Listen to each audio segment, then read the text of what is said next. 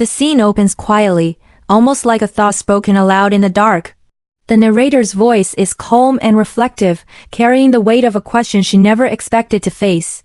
It is not asked in anger or confusion, but in disbelief. The kind of disbelief that comes when familiarity suddenly feels distant. The question hangs in the air, inviting the listener to pause and search their own memories before the story even begins. There is a sense that this question did not arrive suddenly. It grew slowly over time, until one day it could no longer be ignored.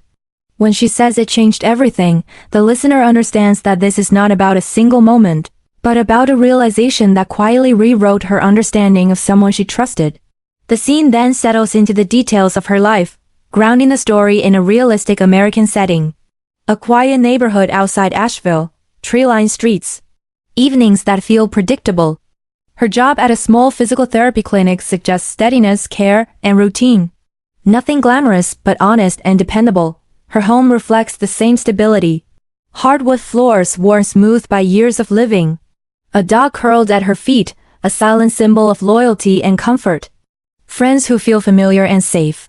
The life she describes feels complete enough, balanced enough, like something she worked hard to build. Then comes the shift. With just a few words, the certainty cracks. The safety she described is no longer solid. The listener senses that what looked stable was resting on something fragile. The tone does not change dramatically, but the meaning does. Doubt enters softly, almost politely, which makes it more unsettling. The scene closes with perspective rather than pain. She speaks from the other side of the experience, assuring the listener that this is not a story of total loss. What she lost was not a person or a life, but an illusion. And in its place, something quieter and stronger took root.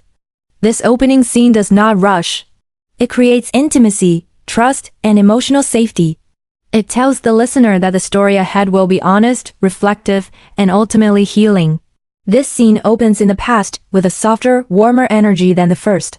The narrator steps back into her mid-20s, into a moment of beginning, when adult life was still forming and friendships felt like anchors. The setting is ordinary and familiar, a downtown insurance office where routines were just starting and futures felt open. Lauren enters the story with quiet authority. Her confidence is visible and effortless, something she wears naturally.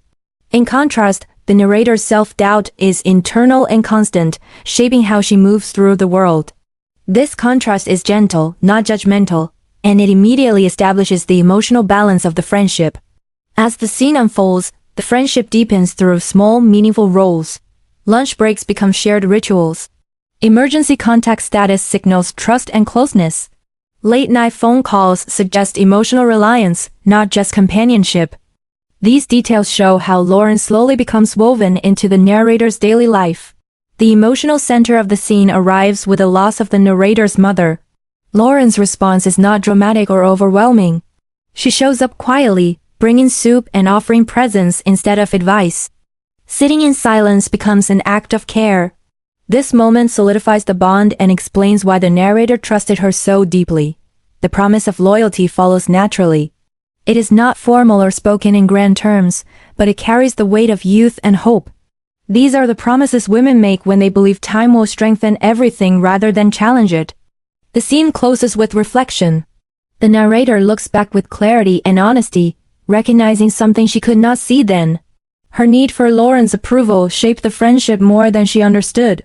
This realization is not filled with shame, only understanding. It adds emotional depth and quietly prepares the listener for the imbalance that will later turn into conflict.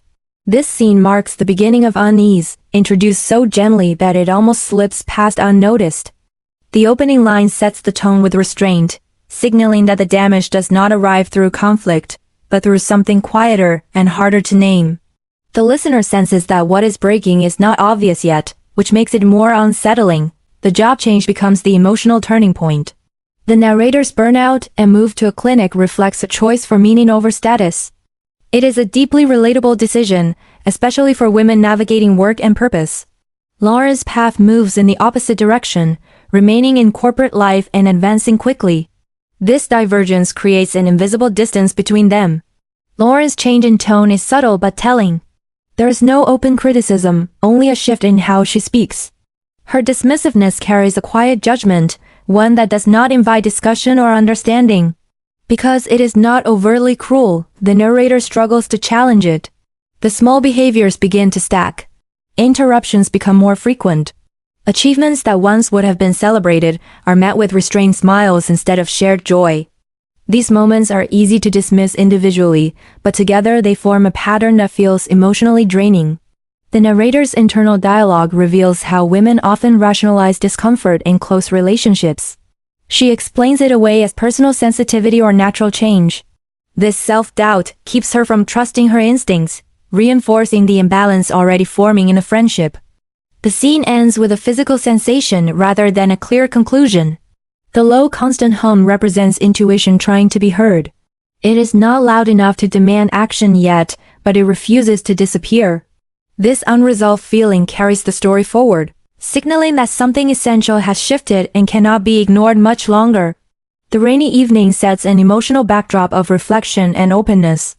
Rain softens the world, creating a sense of privacy and trust, the kind of moment when guarded thoughts finally surface. The narrator's confession is deeply personal. Considering a future as a licensed therapist represents more than a career move. It reflects a desire for purpose, healing, and personal growth. Admitting fear of failure makes the moment even more exposed. By sharing this, she is not asking for advice as much as she is asking for safety. Trust is the central emotion here. Lauren's initial response appears supportive. Her nod, her encouragement, and her words of admiration all reinforce the narrator's belief that this space is safe. There is no reason to doubt her. The listener is meant to feel that reassurance alongside the narrator. The emotional shift arrives quietly but sharply with the discovery 2 weeks later. Lauren's application to the same program, done privately, reframes the earlier conversation. What once felt like support now feels borrowed. The timing and silence transform encouragement into something unsettling. When confronted, Lauren's reaction is not defensive or apologetic. She laughs it off. The lightness of that laugh contrasts with the weight of what it represents. It dismisses the narrator's vulnerability and minimizes the shared trust. The betrayal is subtle, but it lands deeply. The scene ends with that laugh lingering. It becomes a symbol of everything unspoken, unresolved, and ignored. It is not the action alone that wounds, but the ease with which Lauren brushes it aside.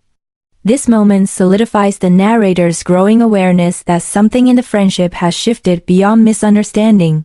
It is a social space meant for ease, warmth, and shared laughter. That expectation makes what happens feel sharper and more exposed.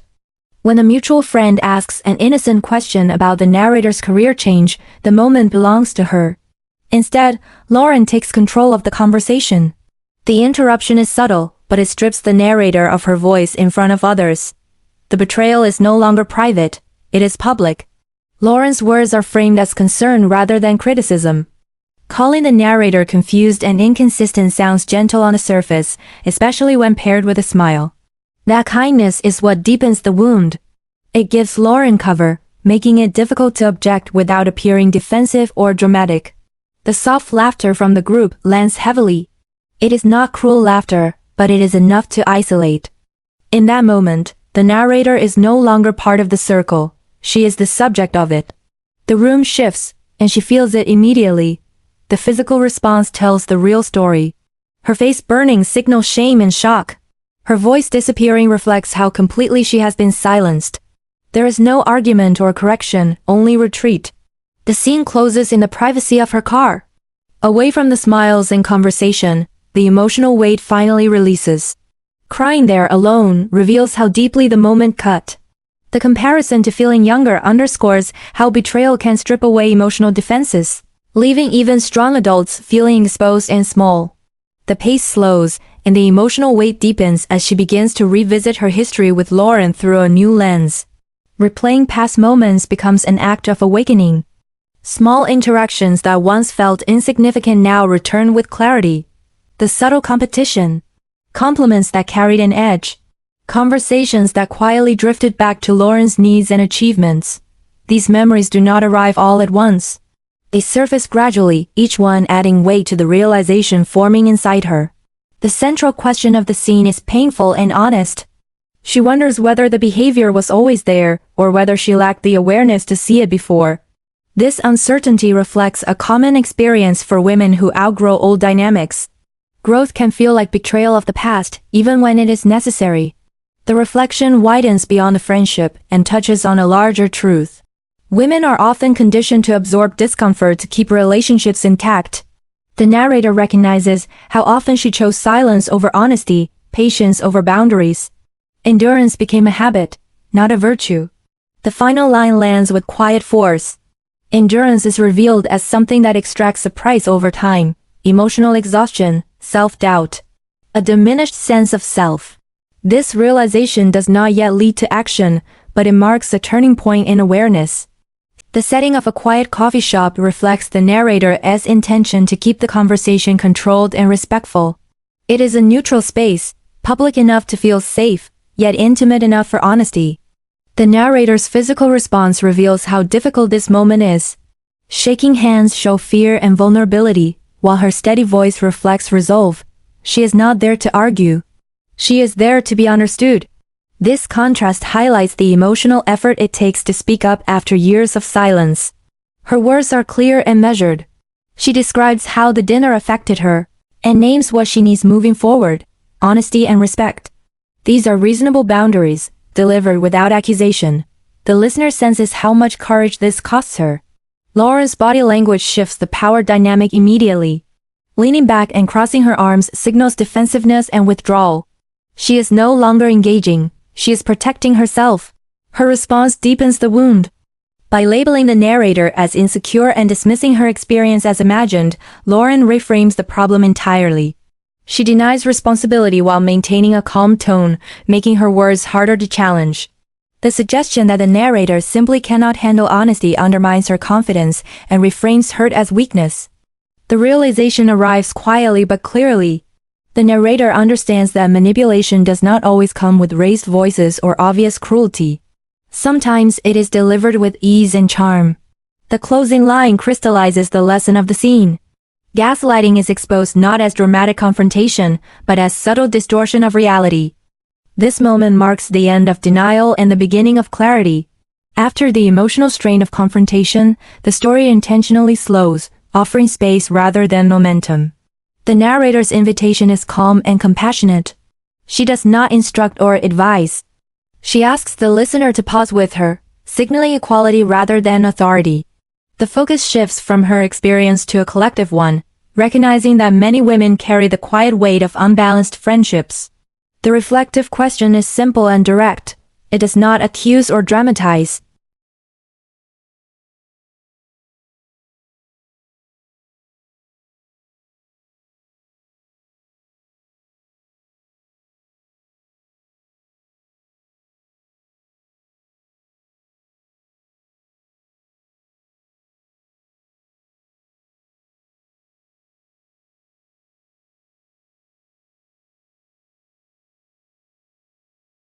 The opening line signals finality, but without noise or spectacle.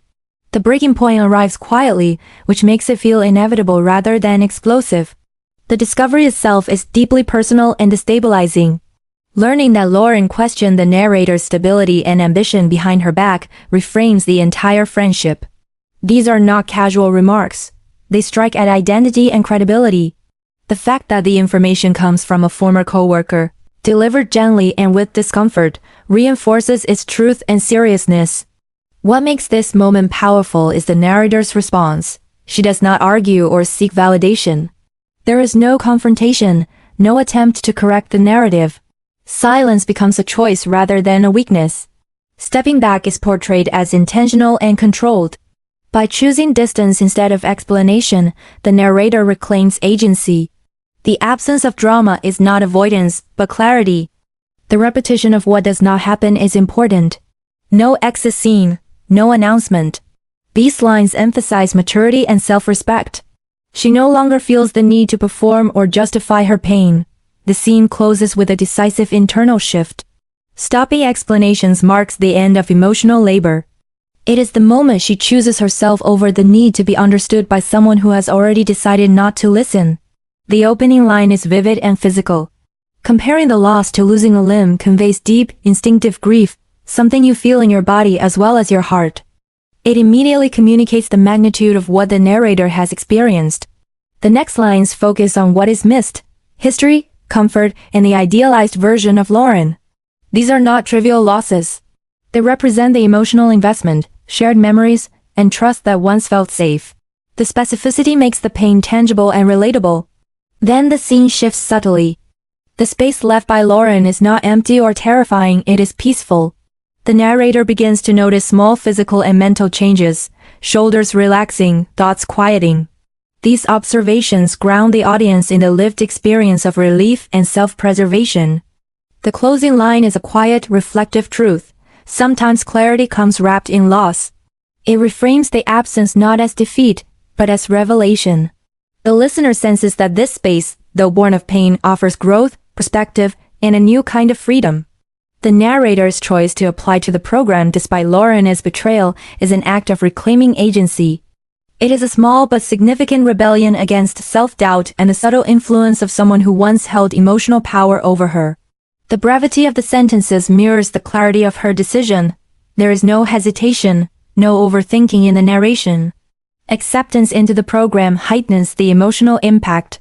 It validates the narrator's abilities independently of anyone else's opinion. The listener feels the payoff without needing external praise. It is internal victory. The moment in the car is cinematic in its simplicity. Crying quietly, not from fear but relief, captures the nuanced emotional release that comes after carrying tension and grief. It is not dramatic or public. It is intimate and personal, allowing the audience to connect deeply with the narrator's experience. The closing reflection distills the lesson of the story so far. Betrayal is framed as a mirror. It hurts most when it touches pre-existing fears. But healing emerges when the narrator stops relying on external validation and begins to trust her own judgment. The setting at a grocery store months later is deliberately ordinary. It reinforces that life continues and that personal growth happens in everyday spaces, not in dramatic showdowns. The encounter with Lauren is calm and contained. Polite smiles replace confrontation or accusation. The simplicity of the interaction shows that the narrator has moved beyond needing external validation or conflict. The tension that once defined their relationship is gone. What remains is a measured acknowledgement of the past. The narrator's emotional response is notable. There is no anger, resentment, or desire for revenge. Instead, she feels gratitude for the lesson learned. This subtle shift reframes the betrayal not as an injury inflicted on her, but as a catalyst for awareness and self-discovery. The closing reflection distills the story's moral. Some friendships end not because of failure but because one person has grown beyond the other. Growth is framed as survival rather than betrayal, reframing a painful experience as empowerment. The phrasing is deliberate, concise, and emotionally resonant, leaving the listener with clarity, closure, and hope. The opening lines focus on tangible changes, a smaller circle of friends, but one built on honesty. This communicates maturity and intentionality. The narrator trusts her instincts, speaks sooner, and prioritizes peace over pleasing others. Each line is short, deliberate, and rhythmic, giving the listener a sense of resolution and confidence. The scene then transitions naturally into audience engagement, maintaining the story's intimate tone. The narrator speaks directly to listeners without being pushy, inviting them to like, comment, or subscribe. These lines continue the sense of connection and shared reflection, reinforcing the idea that the lessons in the story are universally relatable. The final sentence delivers a gentle, reassuring message: relationships should be safe spaces. It emphasizes emotional well-being and self-respect, leaving the audience with a sense of hope and clarity.